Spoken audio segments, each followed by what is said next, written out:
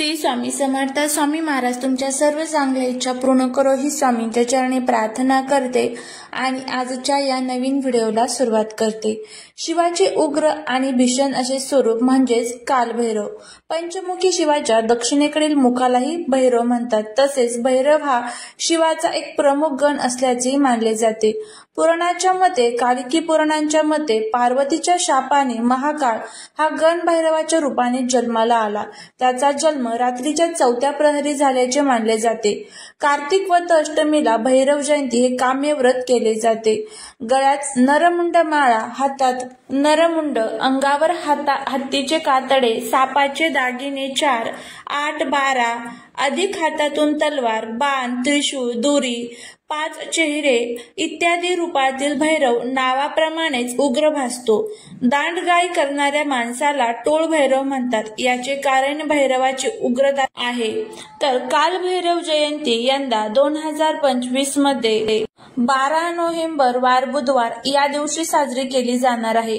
अष्टभैरवांपैकी कालभैरवाला काशीचा कोतवाल म्हटले जाते। त्याला पापभक्षण, आर्मर्दक, काळराज इत्यादी नावाने ओळखले जाते। काशीत जाताना प्रथम त्याचे दर्शन घ्यावायचे आणि परतताना त्याच्या नावाचा काळा गंडा बांधायचा अशी प्रथा आहे।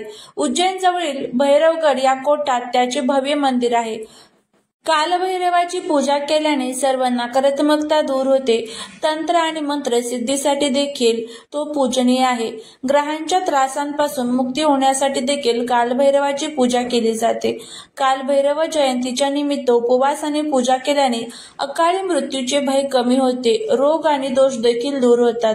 कालभैरव जयंतीच्या दिवशी जर तुम्ही काही प्रभावी उपाय किंवा प्रभावी सेवा केल्या तर त्याचा सुद्धा आपल्याला खूप चांगला फायदा होतो। तर असाच एक प्रभावी उपाय तुम्हाला बुधवारी कालभैरव जयंतीच्या दिवशी करायचा आहे। या दिवशी तुम्हाला सकाळीच घरामध्ये फक्त असा एक दिवा जो आहे तर तो लावायचा आहे। यामुळे काय होईल तर घरात चहूबाजूने पैसा येईल, कितीही कठीण इच्छा तुमची पूर्ण होईल असा हा प्रभावी उपाय आपल्याला करायचा आहे। हा उपाय कसा करायचा, कोणत्या वेळेमध्ये करायचा याबद्दलची संपूर्ण माहिती आज या व्हिडिओमध्ये मी तुमच्या सोबत शेअर करणार आहे। त्यामुळे तुम्ही हा व्हिडिओ स्किप न करता शेवटपर्यंत नक्की पहा। चॅनलवरती नवीन असाल तर सबस्क्राईब करा आणि अशीच माहितीपूर्ण नवनवीन व्हिडिओ पाहण्यासाठी बेल आयकॉनलाही प्रेस करा, म्हणजे जेव्हा कधी मी नवीन व्हिडिओ अपलोड करेल त्याचं नोटिफिकेशन सर्वात अगोदर तुम्हाला भेटेल आणि तुम्ही एक पण व्हिडिओ मिस करणार नाही। कालभैरव जयंती ही कार्तिक कृष्ण अष्टमी तिथी सुरुवात जी आहे तर ती मंगळवार 11 नोव्हेंबर रात्री 11:08 सुरू होणार आहे आणि 12 नोव्हेंबर रोजी रात्री 10:58 संपेल। अशा वेळी कालभैरव जयंती ही बुधवार 12 नोव्हेंबर या दिवशी साजरी केली जाणार आहे। तसेच या दिवशी 2 शुभयोग देखील तयार होत आहेत। कालभैरव जयंतीला शुक्ल आणि ब्रह्मयोग तयार होणार आहेत। शुक्ल योगाची सुरुवात सकाळी 8:02 सुरू होईल आणि ब्रह्मयोग देखील तेव्हा सुरू होणार आहे। ज्योतिषांच्या मते या काळात तुम्ही कालभैरवाची पूजा करू शकता। पूजेसाठी शुभ जो मुहूर्त आहे तर तो सकाळी 6:41 पासून ते 9:23 पर्यंत। त्यानंतर दुसरा जो मुहूर्त आहे तर तो 10:44 पासून ते 12:05 पर्यंत। त्यानंतर निशित काळात देखील कालभैरवाची पूजा केली जाते। तर निशित काळ हा रात्री 11:39 पासून ते 12:32 पर्यंत असणार आहे। या कालावधीमध्ये तुम्ही कालभैरवाची पूजा जी आहे तर ती करायची आहे। यावेळी राहू काळ हा दुपारी 12:05 पासून ते 1:26 पर्यंत असणार आहे। स्कंद पुराणानुसार ब्रह्मदेव एका गर्विष्ठ झाले आणि त्यांनी रागाच्या भरात भगवान शिवाचा अपमान केला आणि त्यामुळे त्यांचा राग आला आणि त्यांचे 4थे डोके जळून गेले। त्यानंतर भगवान शिवाने कालभैरवाची निर्मिती केली। शिवाच्या आज्ञेनुसार कालभैरवाने ब्रह्मदेवाचे 4थे मस्तक कापले। त्याच्यावर ब्रह्महत्येचा पापाचा आरोप करण्यात आला होता। या पापांपासून मुक्त होण्यासाठी कालभैरव श्रीनगरी काशीला गेला। तो ब्रह्महत्येच्या पापांपासून मुक्त झाला। त्यानंतर कालभैरव कायमचा काशीतच राहिला। कालभैरव यांना काशीचा कोतवाल देखील म्हटलं जातं। या दिवशी त्यांची पूजा विशेषतः अनेक ठिकाणी केली जाते। त्यांची पूजा केल्यामुळे राहू, केतू, शनी दोष यासारखे सर्व दोष दूर होतात। त्याचबरोबर भैरवाची पूजा केल्यामुळे जीवनातील अडचणी, अडथळे देखील दूर होत असतात। तर या दिवशी आपल्याला हा जो प्रभावी उपाय आहे तर तो करायचा आहे। तर आपल्याला घरामध्ये असा एक दिवा जो आहे तर तो लावायचा आहे। दिवा हा बुद्धीचे, ज्ञानाचे आणि त्यागाचे प्रतीक असतो। दिवा लावल्यामुळे आपल्या घरातील सर्व वातावरण जे आहे तर ते प्रसन्न होते आणि सकारात्मक ऊर्जा ही आपल्या घरामध्ये प्रवेश करत असते। दिवा लावल्यामुळे दिवा हा आपल्याला अंधाराकडनं प्रकाशाकडे घेऊन जाण्याचं काम करत असतो। कालभैरवनाथांना हा दिवा जर आपण समर्पित केला तर आपल्या जीवनातील सर्व अडचणी ज्या आहेत तर त्या नक्कीच नष्ट होतील। असा हा प्रभावी उपाय आपल्याला करायचा आहे। यासाठी तुम्हाला काय करायचं आहे तर सकाळी लवकर उठायचं आहे, स्वच्छ अंघोळ करून आपली रोजची जी काही देवपूजा असेल तर ती करून घ्यायची आहे आणि त्यानंतर आपल्याला हा उपाय करायचा आहे। आता हा उपाय कधी करायचा तर आता बघा, कालभैरवनाथांची जी पूजा आहे तर ती निश्चित काळात केली जाते, ती म्हणजे रात्री 12 वाजता। पण जर तुम्हाला रात्री 12 वाजता हा उपाय करणं शक्य नसेल तर दिवसभरामध्ये कधीही सकाळी संध्याकाळी जेव्हा तुम्हाला वेळ भेटेल त्या वेळेमध्ये तुम्हाला हा उपाय जो आहे तर तो करायचा आहे।